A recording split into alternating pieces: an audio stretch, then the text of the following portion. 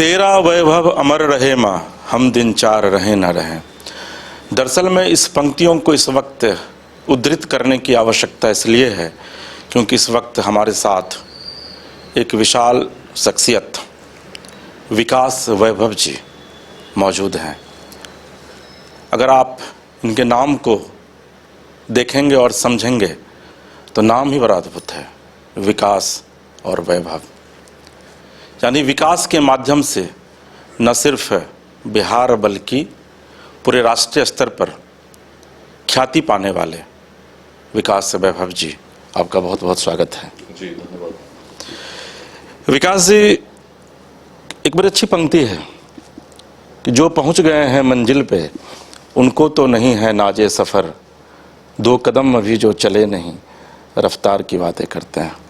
विकास जी, यह देश, मैं प्रदेश की बात नहीं कर रहा हूँ, यह देश अब आपको एक आईपीएस अधिकारी के तौर पर कम जानता है और इस तौर पर ज़्यादा जानता है कि आप आने वाली पीढ़ी के लिए या फिर जो वर्तमान पीढ़ी है उसके लिए प्रेरणा के स्रोत बनते जा रहे हैं। क्या वजह है विकास जी? देखिए, व्यक्ति की भूमिका बदलती रहती है। कभी आप छात्र होते हैं, फिर आप युवा बनते हैं, फिर आप किसी सेवा में आते हैं और कुछ योगदान करके फिर आप एक चक्र में प्रारंभ से अंत की ओर जाते हैं। तो इसमें व्यक्ति को प्रयास करना चाहिए कि उसका जो अस्तित्व है सार्थक हो। और कई बार जब हम लोग प्रलोभन में, मोह माया में पड़ के अपने मूल अस्तित्व को से भटक जाते हैं तो जीवन कैसे सार्थक हो। तो मैं यही कहना चाहता हूँ कि यदि आप समाज के लिए कुछ करने का प्रयास करेंगे, निस्वार्थ भाव से करेंगे, तो कोई हो, स्वतः समाज ऐसे लोगों को स्वीकार करता है और प्रेरित भी होता है। तो मैं जो कर रहा हूँ इसमें कोई वैसी बात नहीं कि अचानक मेरे मन में आया। बाल्यकाल से ही मन में भाव था कि समाज को कुछ दूं, और यही कारण था कि आईआईटी के बाद फिर विदेश में भी नौकरी लगी, कंपनी में भी नौकरी लगी, लेकिन मैंने सर्विस को चुना। ईश्वर की कृपा रही, बिहार आए और बिहार में जहाँ भी रहे तो मन में भाव यही रहता है, कोई व्यक्ति मुझसे आज भी मिलते हैं तो यदि मैं उनके लिए कुछ कर सकता हूँ तो मैं प्रयास करता हूँ कि मैं कर दूँ। तो इसी भाव से सेवा चलती रही है और जहाँ नहीं कर सकता तो वही मैं स्पष्ट कह देता हूँ भाई ये मेरे से संभव नहीं है। तो ईमानदारी के साथ, स्पष्टता के साथ जो कार्य करने का प्रयास करता रहा और मन में भाव ये कि बिहार को कैसे बदल सके। तो उस भाव ने जब इस रूप को लिया कि केवल अपने दायित्व के अतिरिक्त यदि हम समाज में ऐसे लोगों को भी एकत्रित करें जो बिहार को दिशा दे सकते हैं निस्वार्थ भाव से, तो निश्चित एक बड़ा परिवर्तन जो आज बिहार चाहता है। बिहार की स्थिति यदि हम लोग देखें तो बिहार की स्थिति बहुत चिंतित तब करती है जब एक तरफ उसका गौरवशाली अतीत है जो बताता है कि जब साधन ऐसे नहीं थे तब हम अखंड भारत के साम्राज्य का निर्माण कर रहे थे, विश्वविद्यालय स्थापित कर रहे थे, विश्व को शून्य दे रहे थे। बहुत सारी अलग अलग वैल्यूज़ हैं जिसको हम याद कर सकते हैं। लेकिन आज जब देखते हैं, अब कुछ दिनों पहले, कल परसों की बात है, एक दैनिक भास्कर की रिपोर्ट में पढ़ रहा था जिसमें कि प्रति व्यक्ति आय प्रति माह अलग अलग स्टेट्स का उसमें तुलना किया गया था। और उसमें देखने पर किसी भी बिहार के व्यक्ति को निश्चित चुभेगा जब पाएगा कि बिहार सबसे निचले पायदान पर है। और उसमें यदि आप देखें तो आज बिहार की जो ग्रोथ रेट है लगभग 15% के आसपास है, जो कि अच्छी है। किसी भी इकोनॉमी के लिए 10% से अधिक जो ग्रोथ रेट है तो बहुत अच्छी मानी जाएगी। लेकिन यदि 15% ग्रोथ रेट के साथ भी हम ग्रो करते हैं तो भी जो हमारी प्रति व्यक्ति आय आज 5,028 रुपये है, उसको आप सोचिए कि 10 साल बाद भी क्या स्थिति होगी। हमारा लक्ष्य है 2047 तक विकसित भारत का निर्माण, और विकसित भारत में जब तक बिहार विकसित ना हो, और 5 लाख से पहुँचना कहाँ है हमें, अगर इस आज के समय में सोचिए तो सिक्किम का आप देखेंगे 48,000 के आसपास है। और अगर विकसित बिहार की आज बात करते हैं तो कम से कम ये तो मानेंगे 1 लाख के आसपास हमारा होना चाहिए। तो अगर 15% के ग्रोथ रेट से वे पहुँचते हैं तो कितने साल लगेंगे। तो बिहार को क्या चाहिए? बिहार में एक बड़ी क्रांति चाहिए उद्यमिता की। यदि जैसा चल रहा है ऐसा ही चलता रहा, 15% ग्रोथ रेट के साथ हम बढ़ते रहे, तो जो लक्ष्य भारत को विकसित बनाने का है उसमें हम सफल नहीं होंगे। तो विकसित भारत के लक्ष्य के लिए सबसे महत्वपूर्ण है कि बिहार विकसित हो, और इसके लिए कुछ नया करना होगा। जैसा वर्तमान में चल रहा, वर्तमान में यदि हम देखें तो परिवर्तन कैसे आएगा? हर व्यक्ति चाहता तो है कि परिवर्तन हो, कौन नहीं चाहेगा विकसित भारत बने। तो निश्चित सी बात है बिहार भी परिवर्तित हो, और हम जो स्वप्न को लेकर चल रहे हैं कि 2047 तक एक ऐसा बिहार बने जिसमें शिक्षा, रोजगार, स्वास्थ्य, इसके लिए कहीं बाहर जाने की आवश्यकता नहीं। अब ऐसे भाव के लिए यदि हम सोचे करेगा कौन, तो कई बार हमको लगता है कि कोई नई पॉलिटिकल पार्टी आएगी, उसकी नई सरकार आ जाएगी तो ऐसा हो जाएगा। लेकिन बिहार के वर्तमान को जो भी समझता है वो स्पष्ट देख सकता है कि बिहार का समाज खंड खंड में बटा हुआ है। यदि किसी मतदाता को मतदान करने जाना हो तो क्या वो सोचता है कि हम ऐसे उम्मीदवार को चुने जो प्रति व्यक्ति आय को बढ़ा सकता है, जिसके लिए बिहार के लिए विजन हो? ऐसा कभी सोचता है क्या? उसके मन में तो यही होता है कि व्यक्ति मेरी जाति का है कि नहीं। और जब मतदाता ऐसा हो तो पॉलिटिकल पार्टीज क्या करेंगे? तो पॉलिटिकल पार्टी में जो कैंडिडेट चुनती हैं तो कभी नहीं देखते हैं कि कैंडिडेट हमारा उस लायक है या नहीं, योग्य है या नहीं। एक ही लक्ष्य होता है कैसे चुनाव जीतना है। इस प्रजातंत्र में निश्चित रूप से मतदाताओं को भी अधिकार है कि हम सत्ता परिवर्तन हर 5 वर्ष में करते हैं, लेकिन केवल सत्ता परिवर्तन से एक बड़ा परिवर्तन जिस विकसित भारत की हम बात करें नहीं होगा जब तक समाज में एक प्रकार की वैचारिक क्रांति जन्म न ले, जिसमें कि हम समझें कि क्या आवश्यकता है। जाति, संप्रदाय, लिंग भेद, विचारधाराओं के मतभेद से ऊपर उठने की आवश्यकता है और एकजुट होने की आवश्यकता है। किस लिए? शिक्षा की क्रांति के लिए। हर बिहार के व्यक्ति को हम शिक्षित कर सकें, क्योंकि ह्यूमन रिसोर्स हमारे लिए अच्छा होगा, स्किल्ड होगा, निश्चित अपने रोजगार का सृजन भी कर सकेगा। तो ये तो सबसे बड़ी वॉर फुटिंग पे हमको इस पर काम करना होगा। इसीलिए समाज के हर भाग को जोड़ते हुए समझाना होगा। और शिक्षा के बाद एंटरप्रेन्योरशिप। यदि केवल सरकारी नौकरी से हम सोचेंगे कि संभव हो सकता है परिवर्तन, तो नहीं होगा। तो वर्तमान की जो ग्रोथ रेट है इसको समझिए किस लेवल पे हमको ले जाना है, उसके लिए कुछ बहुत ही नया करना होगा। विश्वास मेरा इसलिए जगता है क्योंकि बिहार को मैं जानता हूँ। प्राचीन काल में जो बिहार ने किया उस समय के लिए अविश्वसनीय था। उस समय जब रोड नहीं थे, टेक्नोलॉजी नहीं थी, सूचना के तंत्र नहीं थे, अफगानिस्तान के पार तक साम्राज्य खड़ा कर देना किसी आसान सभ्यता की बात नहीं रही होगी। हमारे पूर्वजों ने वो कर सके थे, तो उनके वंशज आज कुछ नया क्यों नहीं कर सकते।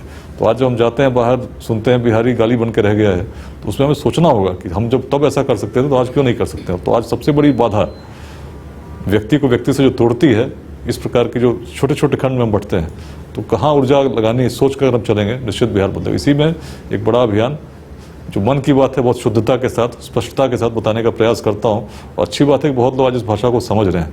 अभी कुछ दिनों पहले मधुबनी में थे, तो पहली बार जब मधुबनी गए थे, दूसरी बार जब गए थे, तो बताना पड़ता था कि हम लोग क्या करना चाहते हैं। और इस बार बड़ा अच्छा ये लग रहा था कि वही बातें हम लोग बता रहे थे। तो इससे लगता है कि हाँ, विस्तार हो रहा है। अब बहुत सारे ऐसे लोग उत्पन्न हो रहे हैं जो बिहार की बात को लेकर आगे बढ़ना चाहते हैं। बहुत सारे लोग ऐसे भी हैं जो चाहते हैं कि अग्रणी रूप से समाज में योगदान दें। ये अभियान के 4 वर्ष हो रहे हैं, इसमें ऐसा संकेत दिखने लगे हैं। विकास जी, 3 शब्दों का आपने इस्तेमाल किया अभी, मोह, माया और निस्वार्थ। बतौर IPS अधिकारी, मुमकिन अगर आप जनरल लोगों के बीच जाएंगे तो कंसेप्ट बहुत अच्छा नहीं है। लगता है कि अरे SP है तो पूरा अधिकारी है, रौब जमाता होगा। पुलिस के प्रति आज भी कंसेप्ट लोगों का अच्छा नहीं है। लेकिन उस कंसेप्ट के बीच आप जैसे व्यक्ति के भीतर अगर ये शब्द आता है, आप अगर मोह की बात करते हैं, आप अगर माया की बात करते हैं, आप अगर निस्वार्थ की बात करते हैं, तो आखिर विकास वैभव क्या कहना चाहते हैं समाज को? देखिए, पुलिस तो समाज से ही आती है ना, तो मैं भी समाज से ही आया हूँ। पुलिस में आने से पहले उपनिषद भी पढ़ा था, वेद भी पढ़े थे, और जो संस्कार आए पूर्वजों के तो आज उस रूप में विद्यमान है। तो ऐसा नहीं है कि आप किसी चीज़ को ऐसा सोचते हैं तो ऐसा ही होगा, तो ऐसा ही होता है।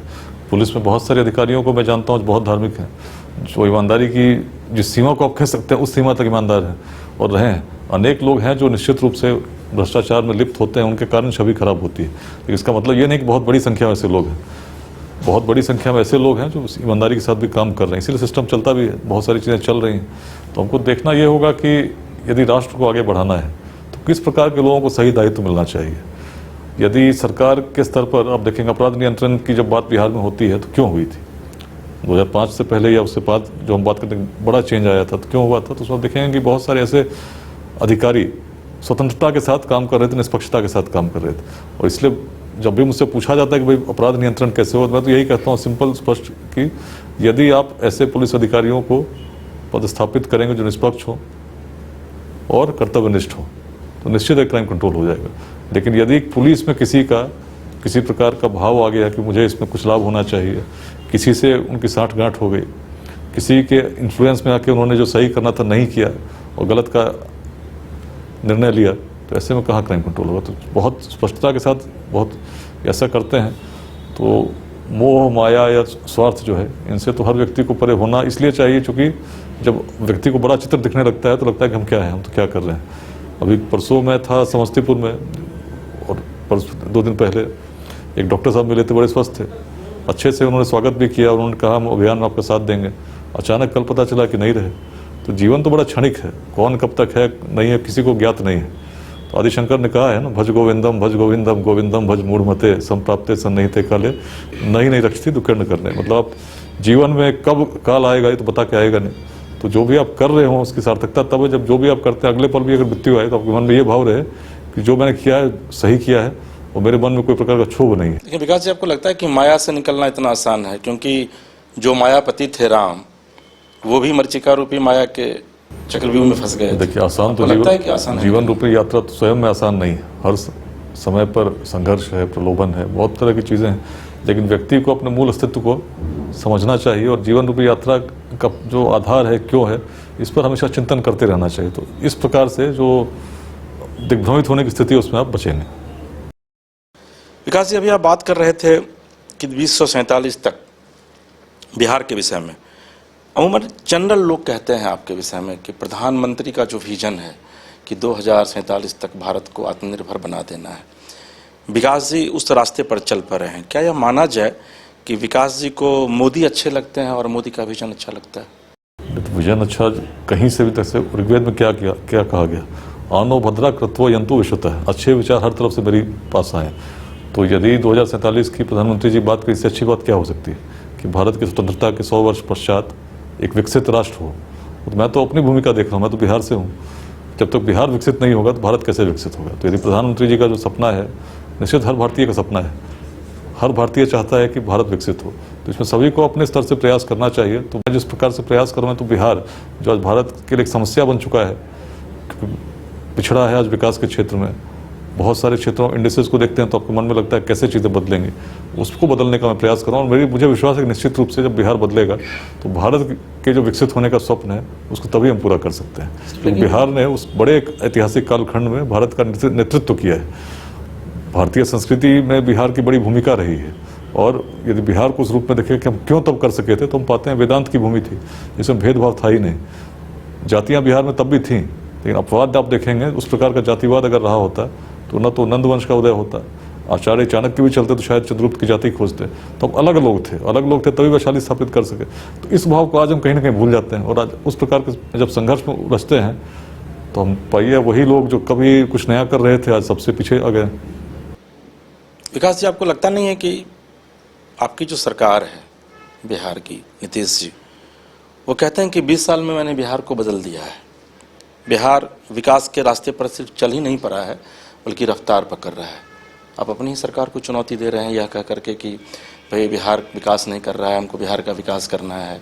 आप लेट्स इंस्पायर बिहार जो है वो उसको आपने इस्टेब्लिश किया है। बिल्कुल ऐसा नहीं है। देखिए, बिहार में बहुत परिवर्तन आया है, उस परिवर्तन का मैं भी सहभागी रहा हूँ, चाहे लॉ एंड ऑर्डर की स्थिति हो। और विकास में जो विकास दर में पहले ही कहा मैंने, किसी भी इकोनॉमी के लिए 10% ग्रोथ रेट बहुत अच्छा माना जाएगा। लेकिन बिहार के लिए अगर 15% ग्रोथ है तो बहुत अच्छा माना जाएगा, इसमें कहीं कोई संशय कहाँ है। लेकिन जो स्वप्न हमारा है उससे मैं तुलना कर रहा हूँ कि स्वप्न हमारा है 2047 तक एक विकसित भारत बने, तो उसके लिए हमें और मेहनत करनी होगी और परिश्रम करना होगा। और उसके लिए हमें जाति संप्रदाय के बंधनों से ऊपर उठकर कुछ ऐसा करना हो जिससे क्रांति आए उद्यमिता की। इसके लिए हम लोग प्रयास करें, मतलब नेक्स्ट लेवल जो हो रहा है अच्छा हो रहा है, इसमें कोई संदेह नहीं है, आगे बढ़ते रहेंगे। इस लेवल से अगर हम बढ़ते हैं तो शायद 2047 का जो स्वप्न है वो पूरा नहीं होगा। इसीलिए मैं कह रहा हूँ कि एक बड़ी क्रांति चाहिए युवाओं के मन में, जो फूटे उद्यमिता की, नए स्टार्टअप्स लगें, स्टार्टअप्स के लिए एक इकोसिस्टम बने और बड़ी संख्या में हमारे युवा केवल सरकारी नौकरी तक नहीं सोचें, स्टार्टअप्स लगाने के लिए भी सोचें। और जब सोचें तो उनके सहयोग के लिए समाज का एक इकोसिस्टम निर्मित हो जाए। तो जब ऐसा होगा, धीरे धीरे समय लग सकता है। हम लोग इस लेट्स इंस्पायर बिहार में तो सामाजिक स्तर पर काम कर रहे हैं। सरकार की एक सीमा है, सरकार एक समय तक नीतियाँ बना सकती है, एक क्रियान्वित कौन करेगा? अल्टीमेटली समाज में उस प्रकार की जागृति जब तक ना हो, विद्यालय में, महाविद्यालय में, ऐसे सभी संस्थाओं में, कि हमारा सामूहिक लक्ष्य क्या है। तो सामूहिक लक्ष्य जो विजन 2047 है उसी को लेकर मैं ये बात कर रहा हूँ। इसमें कहीं कोई विरोधाभास नहीं है। विकास जी, कहा जाता है कि हिंसा को प्रतिहिंसा से नियंत्रित नहीं किया जा सकता है, तो फिर आखिर चूंकि आप काफ़ी एजेंसी में भी काम कर चुके हैं, आपने काफ़ी नाम भी कमाया है, NIA और क्या वो मुजाहिदीन, इन तमाम गुटों पर आपने नियंत्रण करने की कोशिश की थी। लेकिन आपको ये लगता है कि हिंसा को वाकई में प्रतिहिंसा से नियंत्रित किया जा सकता है या फिर उसके लिए कुछ और भी ऑप्शंस हैं? आपका विजन क्या कहता है? देखिए, ऐसे तो शास्त्रों में भी लिखा गया है कि जहाँ पे हिंसा की आवश्यकता हो, जहाँ शस्त्र उठाने की आवश्यकता हो, वहाँ आवश्यक है। भगवान कृष्ण का, गीता का पूरा संदेश ही यही है कि अपने कर्तव्य को आपको करना है, इसमें कहीं कोई संशय कहाँ है। लेकिन जहाँ तक आप जो भाव है उसमें, जैसे जो मैंने अनुभव किया, जैसे बगहा मेरी पोस्टिंग थी, रोहतास उसके बाद हुई, तो पुलिस नॉर्मली जब भी इन क्षेत्रों में जाती थी तो रेड करती थी, लोगों को पकड़ती थी। बगहा क्राइम से पीड़ित था। कभी अंग्रेजों ने यूनिवर्सिटी ऑफ क्राइम लिखा, कभी पत्रकार मिनी चंबल कहते थे, लोग कहते थे महर्षि वाल्मीकि की भूमि, और परिवर्तन नहीं हो रहा था। डकैत हर साल कुछ ना कुछ मारे जाते थे, कुछ पकड़े जाते थे, लेकिन वास्तव में जनता बड़ी पीड़ित थी। 50-100 प्रतिवर्ष किडनैपिंग होती थी। तो हम लोगों ने समाज को उस रूप में जोड़ने का प्रयास किया कि जो भाव वहाँ पर अपराध को जन्म दे रहा है, उस भाव को नष्ट किया जाए। और तब जब लोगों से बात होनी शुरू हुई, पहले तो हम लोगों ने गन्ना कटवाया, करीब 320 एकड़ था। इकोनॉमी उनकी डैमेज हुई, कुछ डकैत मारे भी गए, कुछ पकड़े गए, वो तो चल रहा था। लेकिन वास्तविक परिवर्तन तब आया जब लोगों से हम जुड़े और संवाद करने लगे। और संवाद में एक एक परिवार के व्यक्ति से मिलकर हम लोग कहने लगे कि आप कहते हैं कि महर्षि वाल्मीकि की भूमि है, आप याद कीजिए महर्षि वाल्मीकि क्या थे। अरे मैं तो ये कहता हूँ कि आप याद कीजिए, रत्नाकर यदि रत्नाकर ही रहे होते तो विश्व किस वाल्मीकि को जानता। तो एक सकारात्मक परिवर्तन की ये भूमि रही। अनेक बातें हम लोगों ने जब इस प्रकार से कहनी शुरू की कि भूमि के प्रति आपका जो दायित्व है उसको समझिए, बिहार बदलना चाह रहा है, और यदि आप भी इस परिवर्तन की भूमि पर परिवर्तन करते हैं तो निश्चित रूप आपको भी स्वीकार करेंगे। और जब मन की बात शुद्ध मन से निकलती है, उसमें स्वार्थ न हो, निश्चित रूप से प्रभावित करती है। ये तो बगहा मैंने होते देखा है। केवल 1.5 वर्ष की अवधि में 26 गिरोहों ने सरेंडर किया। और जो किडनैपिंग 50-100 लंबी समय से अंग्रेजों के समय चली आ रही थी, अपराध की व्यवस्था नष्ट हुई, शून्य पर आई। और आज भी वहाँ पर अब आप जाएंगे तो बहुत स्वतंत्रता के साथ लोग टूरिज्म में करने वाल्मीकि नगर टाइगर रिजर्व जा रहे हैं। एक समय ऐसा था जब फॉरेस्ट डिपार्टमेंट के लोग भी इस डर से नहीं जाते थे, चूँकि वहाँ किडनैप होने की पूरी संभावना बनी रहती थी। तो परिवर्तन संभव है, यही बात रोहतास में मैंने देखा। और जहाँ गोली से नहीं, बोली से, संवाद से चीज़ें बदल गई। पहले रोहतास की स्थिति बड़ी विभत्स थी। 2002 में DFO शहीद हुए, 6 में DSP शहीद हुए, अनेक पुलिसकर्मी प्रतिवर्ष मारे जाते थे। लेकिन हम जब लोगों से जुड़े तो पहाड़ पर मुख्य रूप से आदिवासी रहते थे, उनके जो सत्व था उसको हमने जगाने का प्रयास किया।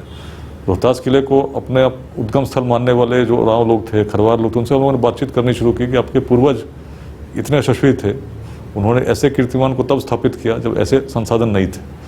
मुगल भी जब आए तो उनके लेखक फरिश्ता ने लिखा कि दुर्ग अभेद्य है, बल से नहीं केवल छल से जीता जा सकता है। तो इसमें जब आपके पूर्वज इतना कर रहे थे तो आप में क्या कमी है? अब चीज़ें तो आगे बढ़नी चाहिए। और धीरे धीरे जब मन की बात हमने करनी शुरू की और जो युवा थे उनको टूरिस्ट गाइड बनने की ट्रेनिंग देने लगे, तो टूरिज्म तो उस समय किसी ने सुना ही नहीं था, लेकिन टूरिस्ट गाइड बनने की जब ट्रेनिंग दी गई उनकी दृष्टि बदल गई।